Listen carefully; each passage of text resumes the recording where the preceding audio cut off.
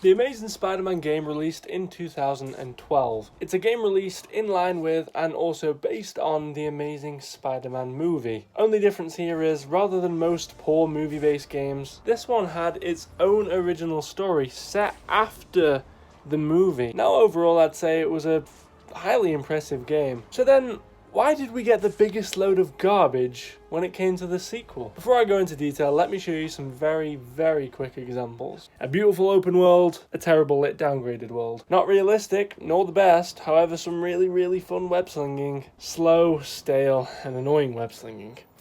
Who even decided you needed to use both triggers to swing? Engaging, original, and strong storyline. Tired, boring mashup of terrible movie scripts, along with its own original story, just cramming in fan favourites. Because why the hell not? If it works, it didn't work. It was a mess. The only huge thing that I can honestly think of that is wrong with The Amazing Spider-Man 1 would be that once you've finished the game and the tiny extra areas, there's absolutely nothing to do bar gather collectible. Now let's give the fairness to the sequel, it did attempt to make it so you had things to do. Only they did it terribly, and there are many different crimes to stop, and they just never stop. Things such as get a civilian from a burning building, these have to be the worst, or stop a car chase. Not only are these super repetitive, but unfortunately mandatory if you want to remain a hero. And trust me, you do, because if you're not, good luck swinging around the dull city, you won't get a moment alone.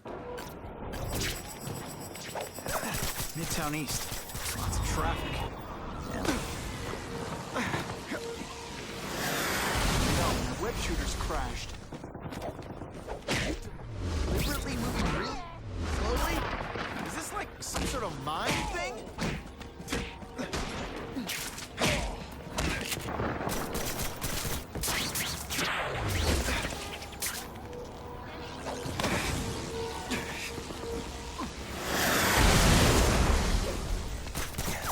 Nice dental work. Sorry I have to break it.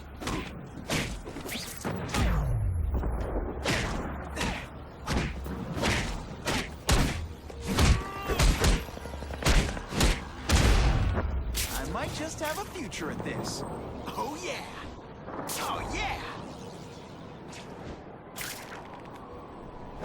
So how can it be that we were treated with such a strong game that not only feels good, looks good, and plays good, to then receive this god-awful sequel 2 years later? Want my honest opinion? I think Beenox were forced into making this.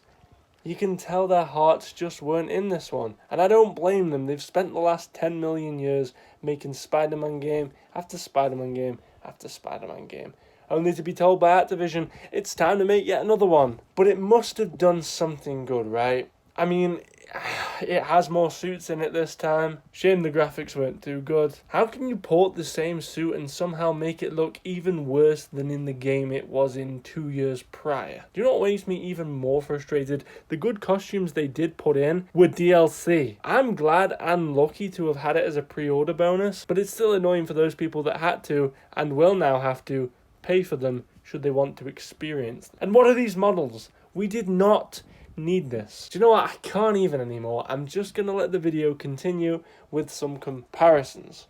Leave a like if you did enjoy this video and let me know what you think in the comment section down below. I'm honestly still in disbelief.